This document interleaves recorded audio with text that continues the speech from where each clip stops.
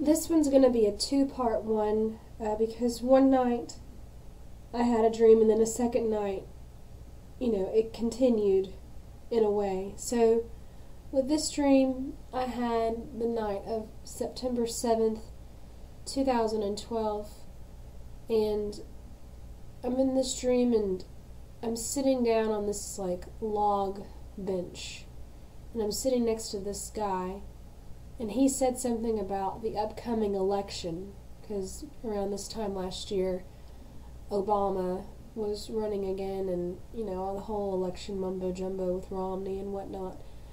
And then I realized that it was a dream, and so I asked him what year it was, thinking it was in the future, and I could gain some knowledge about the future and have some sort of proof. He said they don't have years here because there is no sun, and that their sun burned out millions of years ago, and that they have to make their own energy and light source. This told me that earlier I wasn't on Earth, and that this was so far in the future that the sun already burned out. I started wondering why everyone's clothes look the same way as they do now. The reason why he said that we don't have years here is because, a year is one revolution around the sun. And well, these people here, they don't have a sun, so they don't call things a year. I thought that this was really messed up because I've never actually thought about this. I've never actually sat down and thought about what is a year, and if on another planet, they wouldn't base their time off of, I've never it's kind of like sitting down and thinking about how language was invented, or what things would be like if everyone, didn't have this type of language. No one ever sits down and thinks of these things. I never really sat down and thought, what would you call time if you didn't have a sun? You wouldn't call it a year if the sun didn't exist. It disturbs me because it was like a new thought. It was a thought that I had never had before. I gained a new thought from the dream. But anyway, I was wondering why everything looks so similar to Earth if I wasn't on Earth. Because we have plots in our dreams, and the plots, make for certain conclusions and inventions, I guess.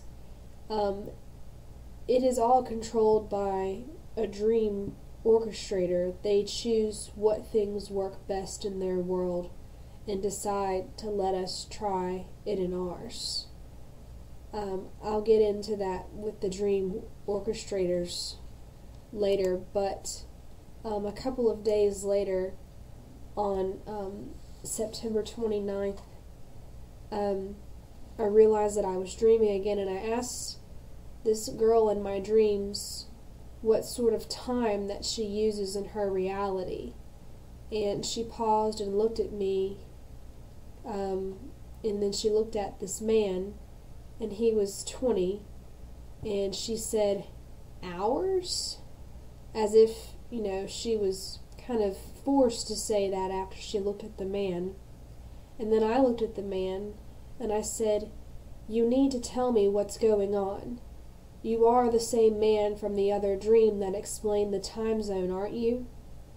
He said that he can't explain it. I told him that I need to know because I'm going to die and it hurts so bad. And then I start crying, and then he holds me, and I said, "It hurts even more that my grandpa is going to die." And then I really, really start crying in the dream. And he said, the 20-year-old man, he says, "It's okay. We will just make a hybrid of him next time, and it will be even better for you to enjoy." So it's just weird. I have one dream where I gain new information from this man, and then he explains that their sun has burned out.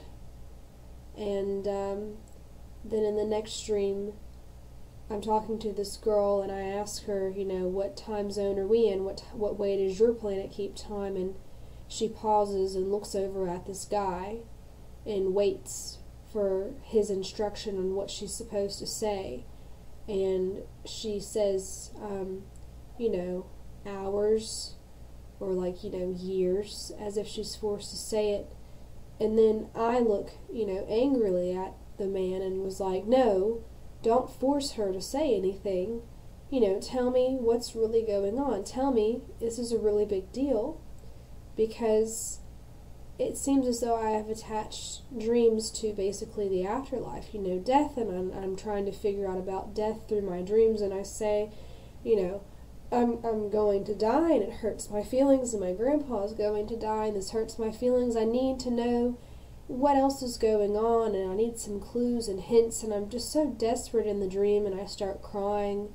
And then the guy, he holds me, I'm crying in his lap, and he says, it's okay, we will just make a hybrid of him next time, even better for you to enjoy. Like, in the next life, is what he's trying to say, is in the next life they're going to take my grandpa and somebody else that I love very much and make them into one person, and then put them back into my life again, and I'll love them even more and have, even fonder memories and times with this other person, and to not be upset because I'm going to see them again. And it is very disturbing. I will choose another section to talk about the dream orchestrators.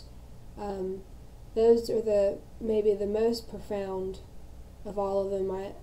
Under my experience, I have two entities that create all of my dreams. They orchestrate them, and I'll explain that in another video.